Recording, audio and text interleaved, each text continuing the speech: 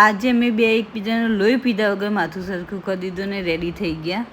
અને પછી નિષદ લેવા આવી ગયો તો અમને બધાને લેવા. અને બે ભાઈઓ આવ્યા હોય ને કંઈક કાંડ ના કરે એવું બને છે ને અહીંયા કિરણે કાંડ કરી દીધો નિષદ ઉપર. અમે લોકો પહોંચી ગયા અમારી મમ્મીના ડેરી ફાર્મમાં અને કંઈક જલ્દી જ કંઈક નવું આવવાનું છે તો અત્યારે હું તમને મારું ડેરી ફાર્મ બતાવી દઉં. અને આના લગતી જ એક વસ્તુ બહુ જ મસ્ત વસ્તુ હું બહાર નવી લોન્ચ કરવાની છું તો ફોલો કરતા જજો.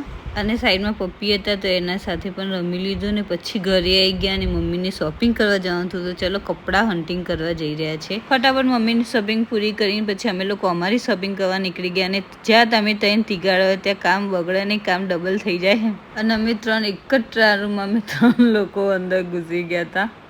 અને એઝ અ ગર્લ શોપિંગ કરવું કોને ના ગમે, ગમે તે હોય તો શોપિંગ તો કરવાની જ. શોપિંગ ડન થઈ ગયા પછી પેટમાં બહુ બધા બિલાડા દોડતા હતા તો ચલો થોડો ખાડો પૂરી દઈએ પેટનો. અને અમારા 3ને ચાલતી હતી ડાયટિંગ. તો શું ડિસાઈડ કર્યું સાહેબ એ ખબર છે ને, ડાયટિંગ ફૂડ. છોકરીઓ પકોડી માટે બધું જ કરી શકે તો પકોડી પણ ડાયટિંગ ફૂડમાં કરી દીધી બોલો. અને વાત થઈ હતી 1 પ્લેટની પકોડી પણ ખાધી, દહીં પૂરી ખાધી અને કોરી પકોડીની પ્લેટ પણ ખાધી. 1 પ્લેટની વાત થઈ હતી 3 પ્લેટ ઝાપટી લીધી અમે બધાએ. પછી અહીંયાથી ઘરે આવીને આરવને ક્રિકેટ એકેડમી જોઈન કરી છે તો ચલો એને ક્રિકેટ એકેડમીમાં મૂકી આવીએ.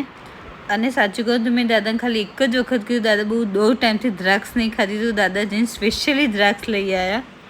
અને આજ ફરીથી પપ્પા છે કિચનમાં આજ નવી વાનગી બનાવી છે. એટલી જોરદાર બનાવી હતી, મેથી વટાણાની ભાજી બનાવી હતી, એટલી જોરદાર હતી ને બસ ટેસ્ટ ખાતા જઈએ એટલી મસ્ત ટેસ્ટી બનાવી હતી.